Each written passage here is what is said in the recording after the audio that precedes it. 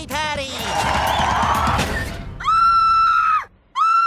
The secret Krabby Patty formula! It's gone! Without it, it will be a complete breakdown of social order! Aren't you overreacting a bit?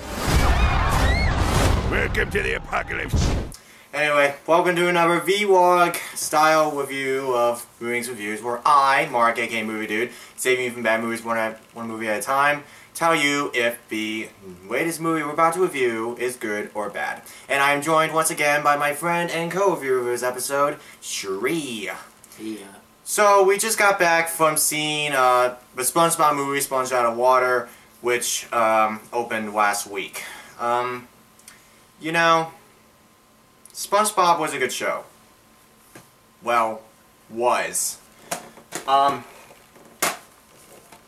I do mean was a good series. So, now we have the supposed sequel to the SpongeBob movie, which was really good to begin with. So, what do our writers have this time for the newest SpongeBob movie? The plot is that Plankton is trying to steal the secret formula. Again. But this time it's actually different. As he was stealing the formula, it disappeared for no reason. To make things worse, all the Krabby Patties have somehow disappeared, and now everybody thinks that SpongeBob was working with Plankton the whole time, and now the world has ended. So Plankton and SpongeBob work together to bring the formula back, but when SpongeBob is about to be sacrificed because they accidentally got the wrong bottle that was supposed to hold the secret formula, SpongeBob smells Krabby Patties. The only problem is that it's up on the surface. The one who is leading this sort of thing going on is a pirate named Burger Beard, the one who was reading a story in the beginning of the movie. So now everybody, including SpongeBob, Patrick, great word, Sandy, and Mr. Krabs, try to finally get the formula back. Plankton. Yeah, Plankton's also trying to get the formula too. This pirate, in the beginning of the movie, he was reading a story about how the Bikini Bottom was supposed to be in like this post-apocalyptic Mad Max future, but they try to but everyone tries to rewrite the story so that it's a happy ending and so forth. And it's weird that I say this because, you know, the Burger Beard in the beginning who's reading the story, I just assumed that they did the same thing in the first movie where the pirates found a treasure that had tickets to the SpongeBob movie, and that they were just watching the whole thing. And no, that's not what we got here. Instead, we got this really weird plot where he wants to steal he stole the Krabby Patty formula because of his magic book.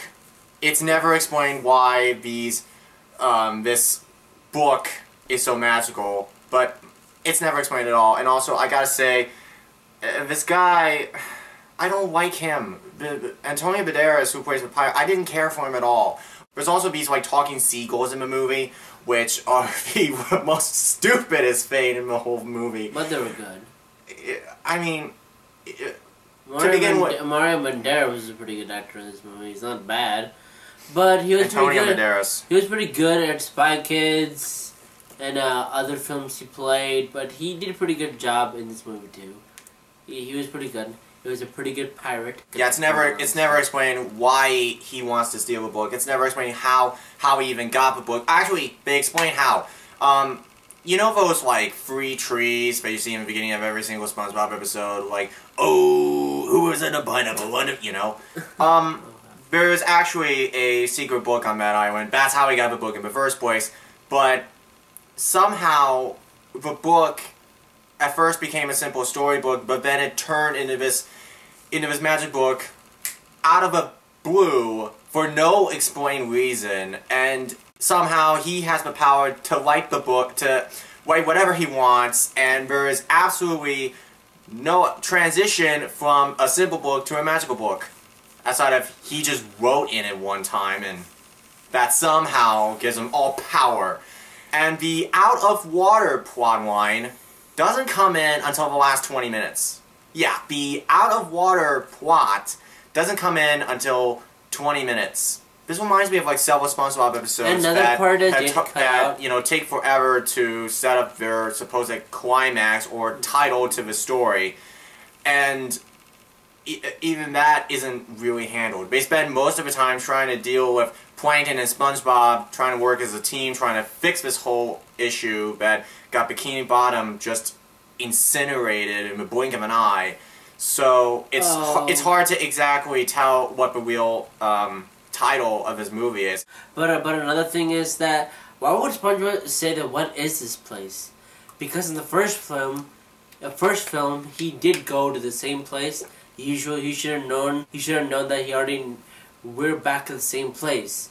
He didn't remember that. Probably the writer should not thought that he remembered that place. Remember? The first movie where they got kidnapped by the the Cyclops. The Cyclops. The first movie, he did go to the art world, and the second movie, he says, "What is this place?" This pirate has a traveling ship thing, and he somehow is making Krabby Patties. Somehow, is it just me, or how is he able to read the formula? It's in that tiny bottle that only SpongeBob and the people at Bikini Bottom can read. I don't know how he read it in the first place. Exactly, it's never explained. It is never explained how he's able to make Krabby Patties if he can't read the formula.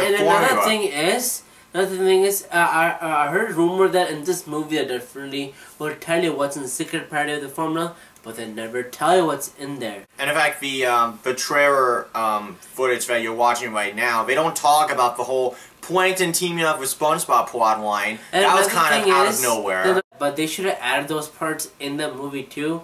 If you guys make a trailer, make sure they have those honest. Make sure you have the stuff in there. Be honest.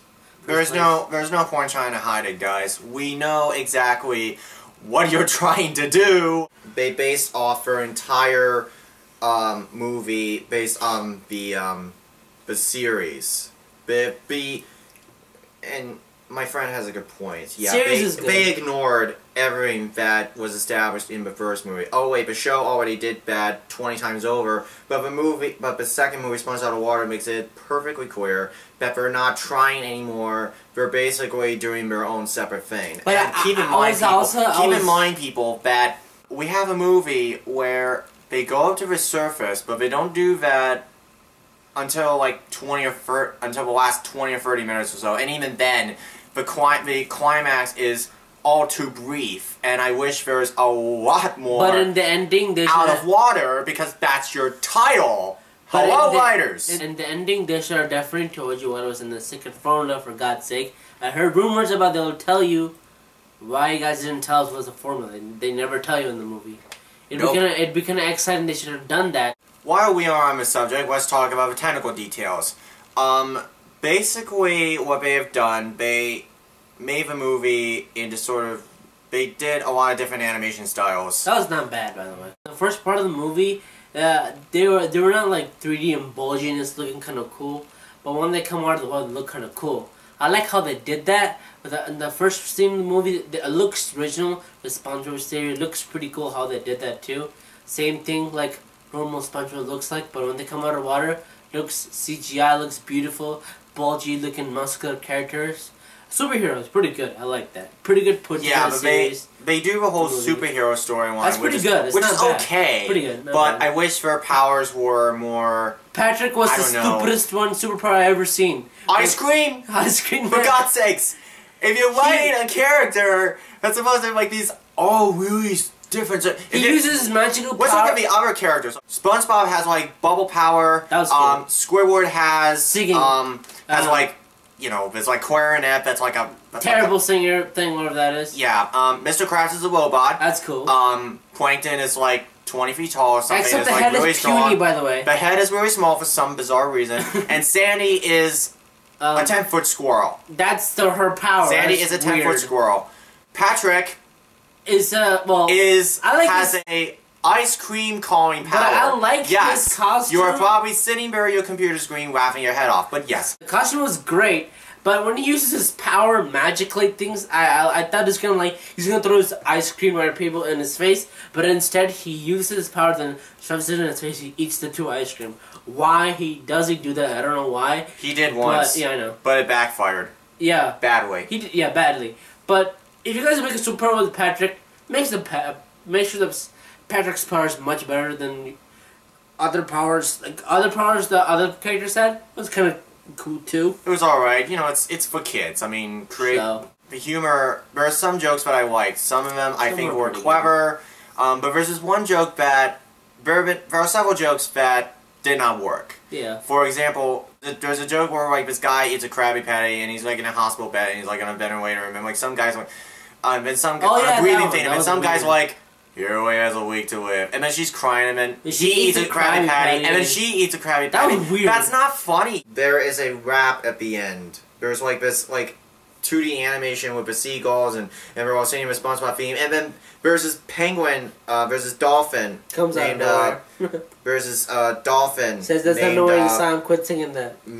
Marbles. Yeah, we forgot to mention that. There's this dolphin named Marbles who's like a thing from the future who watches over the galaxies and stuff, and he helps SpongeBob and crew get to the surface. And then he's only in like 2 scenes, and then at the end he shows up to tell everybody that he's sick and tired of his SpongeBob intro song, yeah, and then he does this random rap song. You know one which thing? is really weird actually, because I was just like, okay, what? You know why are they doing this? Why? Oh my god! And the whole time travel thing with the different animation styles, and the different animation styles, some of them are done really well.